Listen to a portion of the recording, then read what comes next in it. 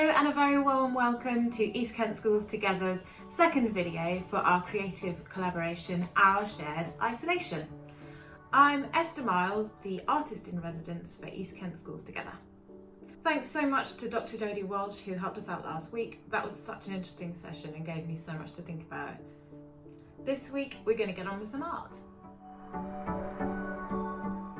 In this video, I want to talk to you about symbolism and self-portraiture in art. I also want to talk you through the competition guidelines and, very excitingly, to set our first task. Firstly, this competition is about two things: self-portraiture and symbolism. You might already be aware of the idea of self-portraiture in art, but basically what we're talking about is a long history of selfie taking in art history. Because of the rise in social media use, and of course the lockdowns, we're probably taking more selfies than ever. What is the purpose of your average selfie? It's to convey something about you or about your life. It might say, "Look how happy I am." This is a photo of me and my partner happily at a wedding. Just look at this beautifully happy self-portrait by Dutch Baroque artist Judith Leister. Not only is she happy, but you can tell she's very confident in herself. You can see her here with her palette full of paints, showing off her skill with the portrait inside a portrait. Even the chap on the violin is clearly very happy. On the contrary, it might say, "I'm having a really difficult time at the moment," like this painting of Van Gogh after his famous ear incident. His bandaged ear is angled towards us and his sad gaze is down.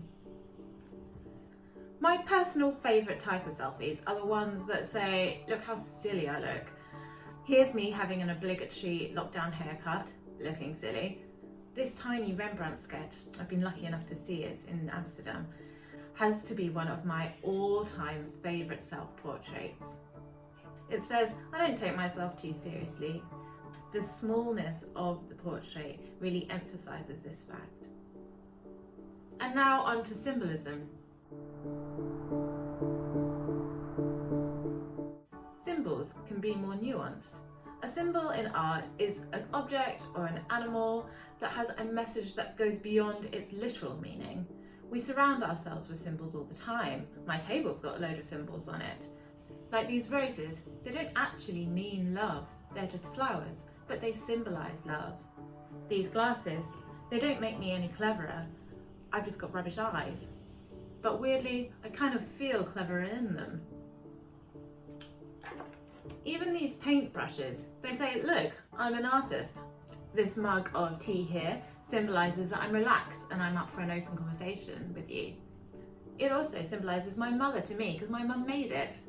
A really good, clear example of a symbol in art is the skull. Now, of course, a skull doesn't mean death any more than this foot means death, but it symbolises death. This image pops up in art nearly all over the world, from this Day of the Dead skull from Mexico to the famous Dutch Vanitas still lives of the 16th and 17th century. Just look at this extremely dark painting by Peter Klaas. It uses the idea of memento mori, that literally means remember you must die, which is a hugely important tradition in art history. Of course, it has the symbol of the skull in it, and around it has these everyday objects such as the pen, the quill, and these books. What the skull tells us is all of this daily stuff that you do, it's all vanity, vanitas. I've made a pencil study of it here, and I can tell you it's quite an exercise in light and shadow, form and perspective. I am an abstract artist, so I don't really draw real objects that often, so this is really good practice for me. There really is an extraordinary amount of detail on this grisly skull.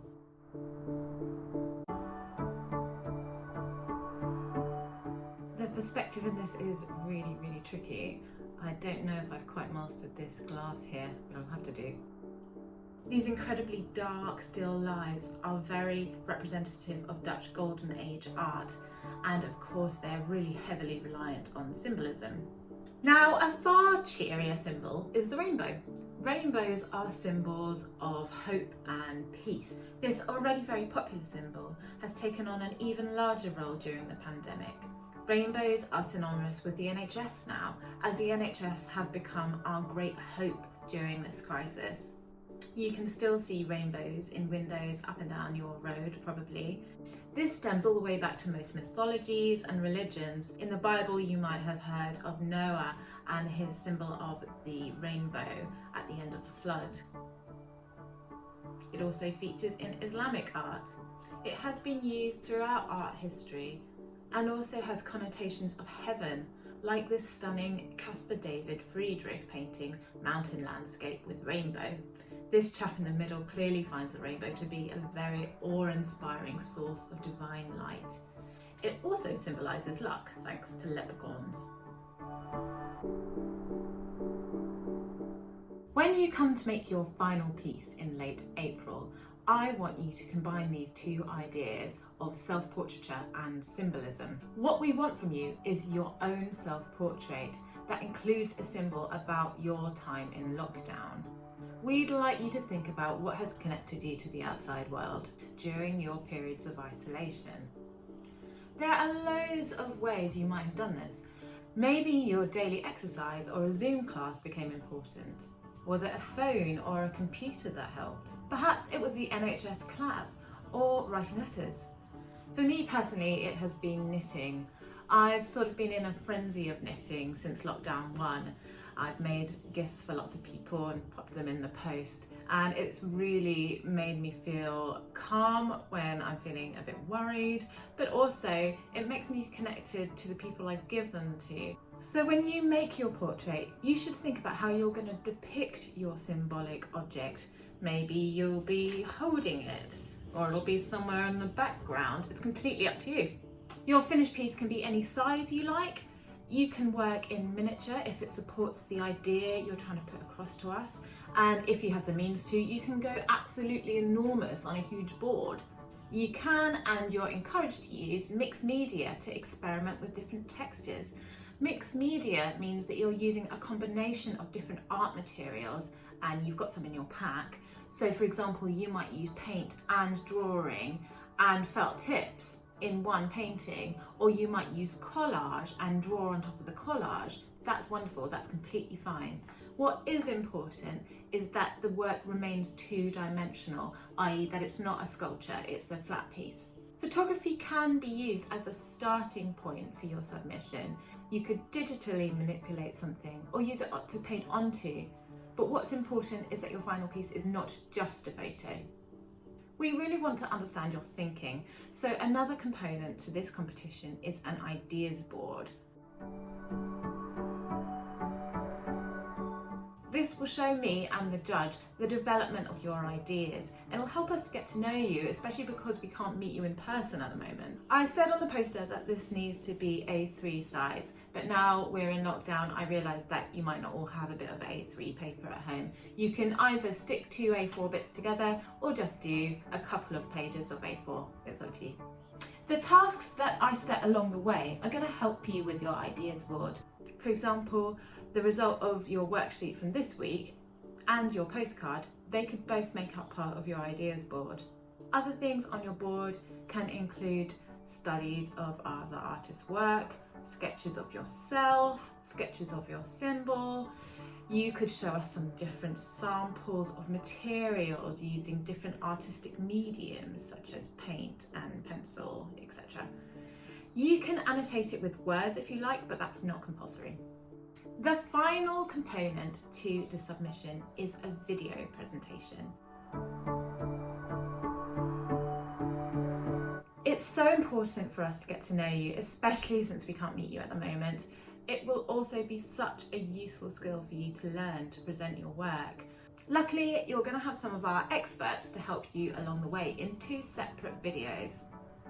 So to recap, on the week beginning the 26th of April, we would like to see 1 finished piece, 1 ideas board, and 1 short video presentation of your work. And what are you competing for? Well, this is really exciting. Ben Anker is a professional portrait photographer and has taken some pretty high-profile stars. He has offered to create your own personal professional photo shoot inspired by your self-portrait. What an amazing opportunity. He's also going to be our guest judge. So this week, I'm going to set your first task. At various points during the Our Shared Isolation project, I'm going to ask you to complete some worksheets. These will help you think about what you've learned, and they'll also help you with your ideas board. This week, I want you to look at the following two paintings. Quite aptly, after our discussion on symbolic rainbows, the first is actually called the Rainbow Portrait of Queen Elizabeth I, because she's holding a rainbow in her right hand. The second is a self-portrait by Mexican painter Frida Kahlo, called Self-portrait with a Thorn necklace and Hummingbird, for obvious reasons. These pieces are absolutely loaded with symbolism to tell us about the subject. Pick one of the symbols from either sheet to sketch or paint. I'm going to be completing these with you, so I'm going to put on my real and symbolic glasses and get on with that. Here's me making a study of the snake on Queen Elizabeth's arm. I found out so much from making this study. There's loads of stuff I didn't notice about this snake before. It's absolutely blinged up with pearls and rubies and whatever this black stone is. And the portrait painter has paid so much attention to these jewels.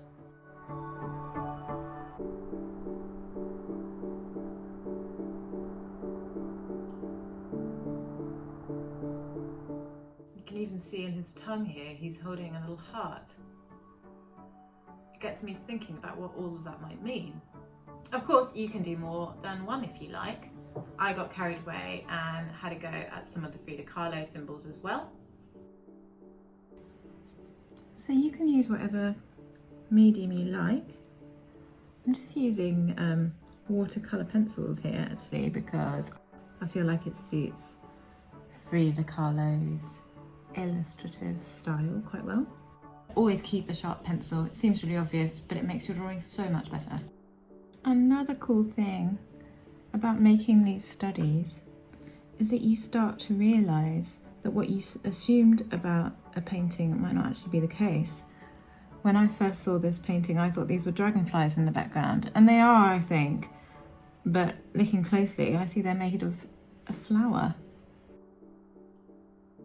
When you make these studies of artists' work, one of the useful things about it is that you start to notice how fiddly some of the aspects of the painting are. And you know if they're fiddly, then the artist is not going to have bothered putting so much effort into these thorns, for example, if they didn't mean something. So it lets me know that this is important. It's a bit of a mishmash of a page, this, but that's okay.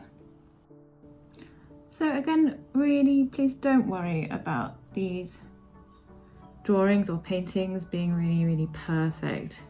This is certainly not a perfect copy, but it's all about the learning process that I've gone through to make it. You should all be emailed some worksheets to remind you what to do.